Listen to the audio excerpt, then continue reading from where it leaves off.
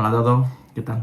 Bienvenidos a este primer vídeo de una serie de vídeos en los que voy a hablar sobre mi oposición, sobre cómo hice para aprobarla en 7 meses y medio y mientras acababa mi último año de carrera. Este vídeo va a ser el primero de una serie de vídeos en los que voy a hablar pues, de técnicas de estudio, técnicas de organización, cómo me organizaba yo. Y lo primero que quiero decir es que todo esto son consejos que son personales, que me han servido a mí, que no te tienen por qué servir a ti, que tú puedes pensar que mi forma de organizarme pues es improductiva o mi forma de hacer esquemas, mi forma de estudiar, cualquier cosa.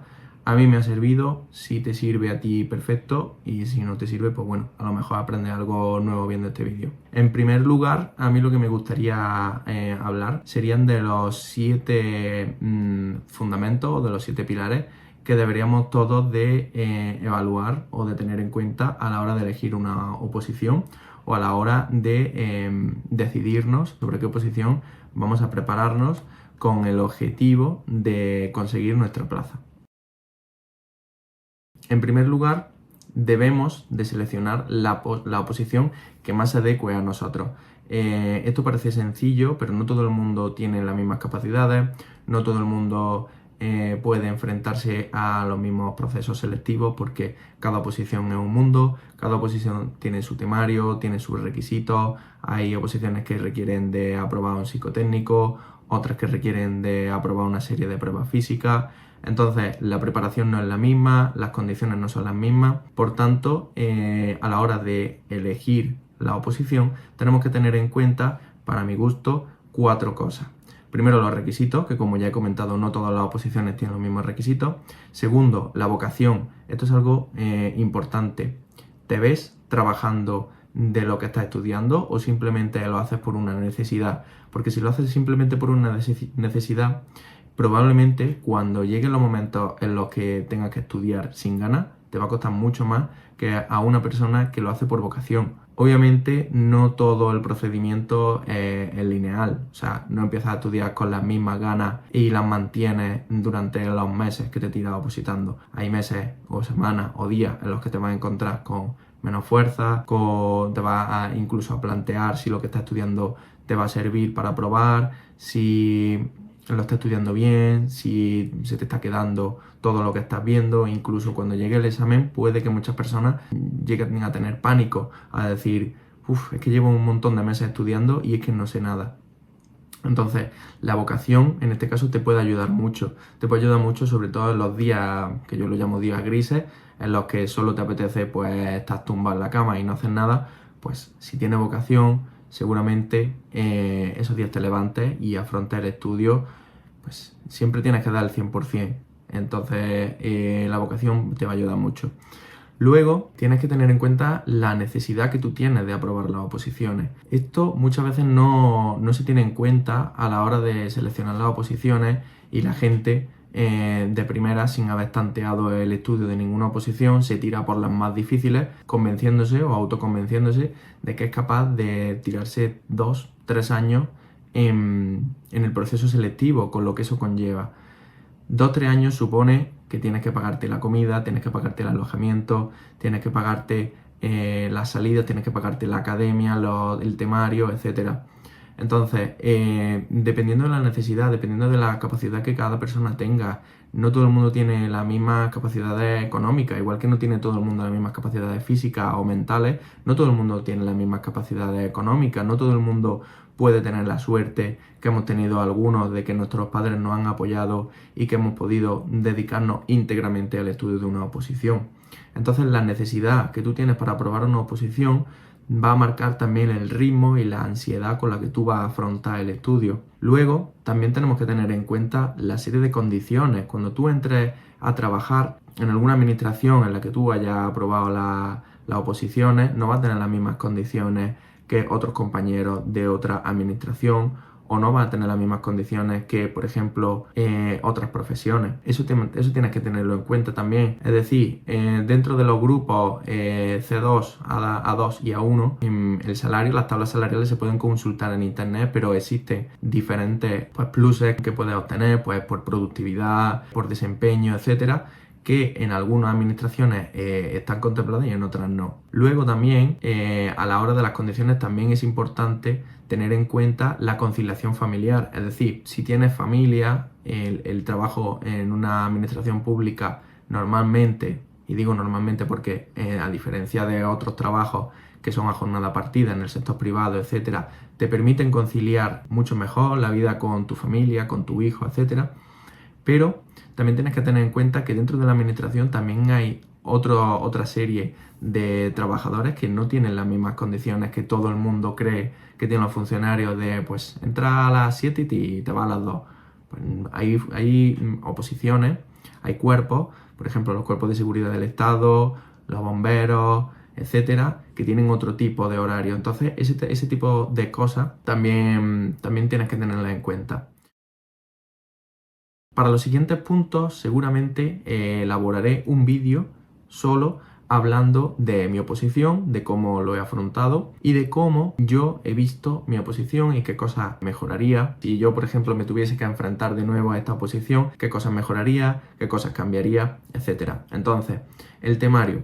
El temario también es uno de los aspectos fundamentales que tú debes de valorar a la hora de seleccionar una oposición. Tienes que tener en cuenta varias cosas dentro del temario, ya sea la extensión, cuántos temas componen la convocatoria. Por ejemplo, la mía para la gente de Hacienda son 32 temas y está dividido en 3 partes: el derecho administrativo, el derecho constitucional y lo que sería el derecho tributario. Y dentro del derecho tributario estaría el derecho tributario general y el específico, que hablaría pues de los distintos impuestos que se estudian en esta convocatoria, como son el IVA, el IRPF y el impuesto a sociedades, y luego también se habla de la aduana. Tienes que elegir bien la oposición en base al temario, teniendo en cuenta pues la necesidad de tiempo, cuánto tiempo tienes o cuánto tiempo puedes estar estudiando, solamente estudiando, cuánto tiempo puedes permitirte estar solamente estudiando. Pues en base a eso también debes de seleccionar la oposición que se ajuste el temario a ese tiempo. No puedes pretender aprobar inspector de Hacienda en un año, porque salvo casos extremos que yo no conozco ninguno, es algo que no se aprueba en un año. Entonces, si tienes la necesidad de aprobar en un año, probablemente esa no sea tu oposición, porque inspectores de Hacienda creo que son 190 temas. Entonces, son 190 temas y 5 exámenes.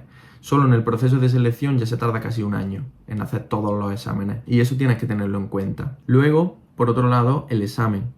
¿Qué tipo de examen? Vale, esto está relacionado también con el temario. ¿Por qué? Porque aunque tú en la convocatoria veas, agentes de Hacienda son 32 temas, los 32 temas no se preguntan de la misma forma. En este caso, el bloque 1, el bloque compuesto por constitucional y administrativo, solo se pregunta tipo T. No es como otras oposiciones, que ese bloque se puede preguntar con preguntas de desarrollo, como hasta hace un año en técnicos, que te podían preguntar pues cosas del derecho civil y tú tenías que desarrollar la respuesta. En este caso, la forma en la que se te pregunta el temario también es determinante. Quiero decir, no te vas a estudiar de la misma forma un temario que te lo van a preguntar pues por tipo T, que lo suyo sería que, aparte de estudiarlo directamente del BOE y sacar las ideas principales, luego lo practiques tú haciendo T, que otra serie de temas que te lo pregunten de desarrollo, o que te digan, pues escribe, tienes 1 hora y media para escribir el tema 10. Obviamente no se va a estudiar de la misma forma que un tema que tú te vas a estudiar sabiendo que te van a hacer preguntas tipo test de ese tema. Te lo estudiarás de otra forma, te sacarás los conceptos más importantes, podrás desechar mucho más temario que si directamente te dicen que desarrolle un tema. Y luego también las preguntas que se hagan sobre el tema.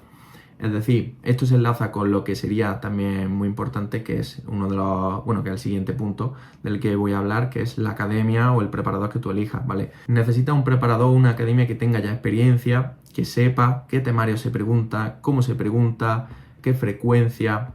Me acuerdo que mi preparador, cuando salió la convocatoria, nos enseñó una gráfica de cómo estaba evolucionando los exámenes de las últimas convocatorias de agentes de la agencia tributaria, y nos hablaba en el primer examen, en el tipo T, cómo el derecho administrativo y el derecho constitucional cada vez estaban perdiendo peso frente al derecho tributario.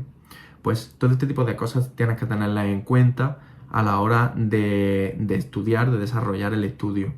Pasamos con el punto siguiente, con el punto 4. Yo la verdad que solo he tenido una academia, un preparador, porque como han sido pocos meses, pues han sido 7 meses y medio a fuego con mi preparador, toda la semana o prácticamente toda la semana. Bueno, cuando no era una semana, era cada 2 semanas, teníamos tutoría. Él me iba diciendo lo que tenía que prepararme o lo que tenía que estudiarme de una semana para otra. Él me distribuía el tema, él me decía en los vídeos explicativos qué era lo importante de cada artículo, qué era lo que no se me podía olvidar de cada artículo y lo que tenía que mencionar sí o sí, la forma en la que tenía que contestar las respuestas. Por tanto, mi preparador, la verdad que me ha dado una base súper sólida a la hora de afrontar la oposición, sobre todo en el sentido de que los exámenes que él ponía eran muy familiares al que luego realiza en la convocatoria. Entonces, cuando yo me enfrenté al segundo examen, que era de desarrollo, que era de preguntas a desarrollar, en las que tú tienes que hacer referencia a la normativa, la forma en la que él tenía de resolver los exámenes,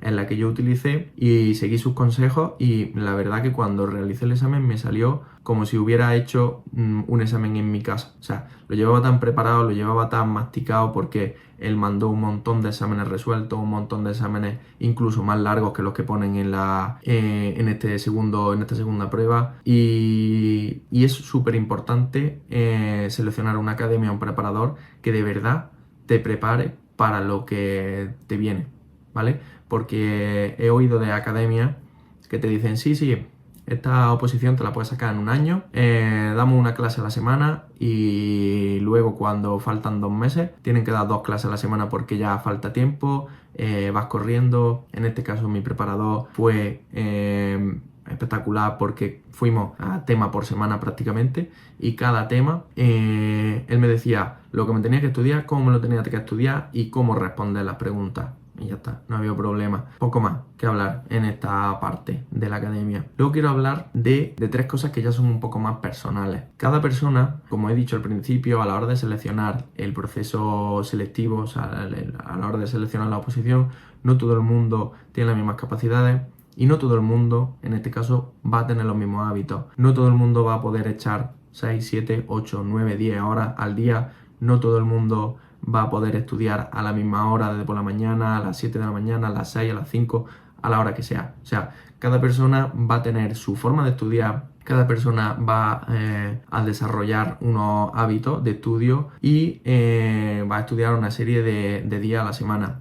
Yo voy a contar lo que a mí me ha servido, y a mí personalmente considero que tengo un muy buen hábito de estudio, en el que me despertaba todos los días a las 7 de la mañana y a las 7:30, 8 como muy tarde ya estaba delante del ordenador estudiando. En cuanto a los hábitos, pues yo estudiaba de lunes a viernes. Ahora os pondré aquí en pantalla cómo me organizaba el estudio, que eso es para mí de lo fundamental. Es decir, tú con tu preparador tienes que trazar un plan, y dentro de ese plan no te puede salir mucho, porque hay gente que empieza a estudiar y hoy no he podido estudiar porque no estaba concentrado, pues lo dejo para mañana, al final lo deja para el día siguiente, y cuando quiere acordar llega el viernes y no cumple el objetivo de la semana, y ya tiene que la semana siguiente apretar más, y luego si ya se va pisando con los objetivos de la semana anterior, no puedes. Tienes que fijarte una serie de objetivos, tienes que ser claro, tienes que ser realista. Eso es muy importante también, tienes que ser realista con los objetivos, con el temario, con cómo lo vas a enfocar, porque no puede ser que pretendas estudiarte a tema por día cuando tu cabeza no lo da, cuando no tienes el contenido desgranado, cuando no lo entiendes, cuando eres nuevo. No puedes, ¿vale? Tienes que elegir objetivos realistas y hacer una valoración diaria o semanal, como tú prefieras, de cómo van evolucionando esos objetivos. En mi caso, pues ya he dicho, os pondré una imagen en pantalla de cómo yo me organizaba con el Google Calendar los días de estudio. Aparte de organizarme los días de estudio, también lo que hacía era, tenía un dashboard, lo que ya le damos un dashboard, que era mi fondo de pantalla. O sea que todas las mañanas, cuando encendía el ordenador a las 7 de la mañana, veía una estimación de la hora. Bueno, os lo pondré por aquí por pantalla también.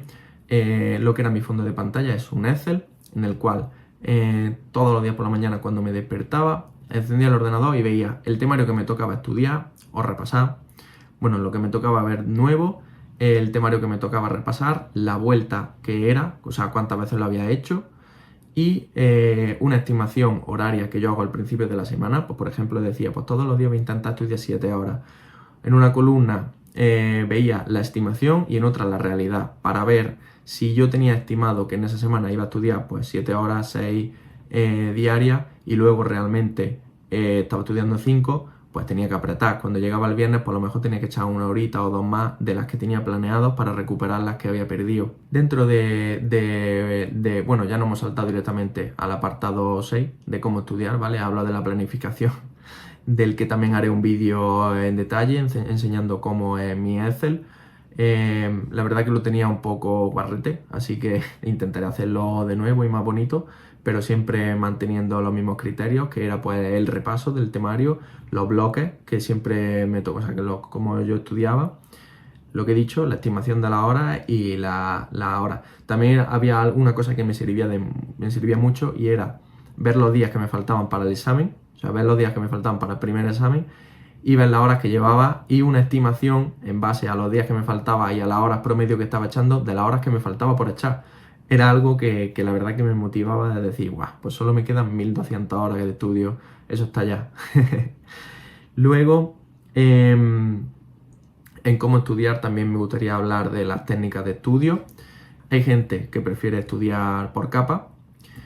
Hay gente que prefiere estudiar por huerta. Yo también creo que también voy a hacer un vídeo sobre eso, porque en mi oposición creo que es muy útil utilizar el estudio por arrastre. Es decir, como son supuestos prácticos a los que te enfrentas en el segundo examen, que realmente es el que te da la plaza, tienes que llevar muy bien lo que has dado al principio. Y sobre todo al principio das cosas muy importantes, conceptos muy importantes que debes de mantener y que debes de ver prácticamente de forma semanal, porque no puedes equivocarte. Eso es muy importante para mi oposición. Yo he utilizado el sistema de arrastre, que no quiere decir que otra gente que utilice el sistema de vuelta le vaya peor que a mí, sino que a mí es el que me ha funcionado. Y luego, por último, que ya me estoy extendiendo mucho, me está quedando un vídeo muy largo, quería hablar sobre la presión. Este es el punto más personal que yo creo, porque no todo el mundo afronta la presión de la misma forma. Hay personas que no la llevan bien, hay personas que la llevan genial, que bajo presión trabajan súper bien. Y a mí me gustaría hacer una pregunta, y que los que escuchéis esta pregunta me respondéis en comentarios, sobre si todo el mundo de tu alrededor, todo el mundo, tu familia, tus amigos, tus no tan amigos, tus allegados, deben de saber que estás opositando, ¿vale? Yo voy a contar así por encima mi caso, ¿vale? Ya digo, como he comentado antes, de cada punto voy a sacar prácticamente un vídeo, porque yo soy una persona que, como ya habéis visto, me gusta hablar mucho. Y de este punto en concreto creo que voy a sacar un vídeo sobre mi reflexión, que a lo mejor le puede servir a otra gente de cara a afrontar la oposición. ¿Debe todo el mundo saber que está opositando? Bajo mi punto de vista y bajo mi forma de ser, no. ¿Por qué? Yo, en mi caso, lo sabía mis padres, mi novia y mis amigos más cercanos, pero que se cuentan con los dedos de una mano. ¿Por qué? Porque a mí no me gustaba que todo el mundo supiera que estaba opositando, no porque esté mal visto, que para alguna gente está mal visto, bueno, pues ya va a opositar porque no sirves para el sector privado, ¿no? No por eso, sino porque no quería que me preguntasen cómo me iba. Yo soy una persona extrovertida, pero que me considero bastante reservada, y creo que en ese aspecto era bastante reservado. Y la verdad que me ha ido bien. ¿Por qué? Porque el sentir que la gente te pregunta cómo te va, oye Samuel, ¿cómo lo llevas? ¿Cómo te ves? ¿Cómo crees que cómo crees que te ha salido el examen? ¿Crees que has aprobado? ¿Crees que no? ¿Qué probabilidades tienes para aprobar? No me gusta. No me gusta hablar sobre todo con gente que no se preocupa en el día a día por ti. Por eso nada más lo sabía las personas que yo consideraba que se preocupaban día a día por mí, y creo que he hecho bien. Conozco gente que se han puesto a opositar y lo sabía todo el mundo, y al final, pues por H o por B no le ha salido bien, y no te sientes a gusto, porque claro, cuando Yo, por ejemplo, que no se lo he dicho a nadie, y después de 7 meses y medio, pues he aprobado y además he sacado lo que yo considero una buena nota para el tiempo de estudio que he tenido, es todo alegría. Pero claro, y si todo el mundo te pregunta y tú le dices, pues estoy estudiando 7, 8 horas, entonces dicen, pues claro, te estás matando a estudiar, como que luego no has aprobado. Yo personalmente prefiero que lo sepa la gente más allegada y la gente que de verdad se preocupa por ti, y de que si un día estás mal porque no te están saliendo las cosas como esperas, los ejercicios no te están saliendo bien, sientes que sabes menos, de verdad están ahí y te van a apoyar y van a estar contigo en todo momento. Entonces, esa es mi reflexión. Ya digo, me gustaría hacer un vídeo sobre este tema hablándolo un poco más en profundidad, pero bueno, hasta aquí el primer vídeo de esta serie de vídeos, hablando un poco de mi experiencia, de la oposición, de cómo yo lo he afrontado. Espero que os haya gustado y nada, nos vemos en el siguiente vídeo. Chao.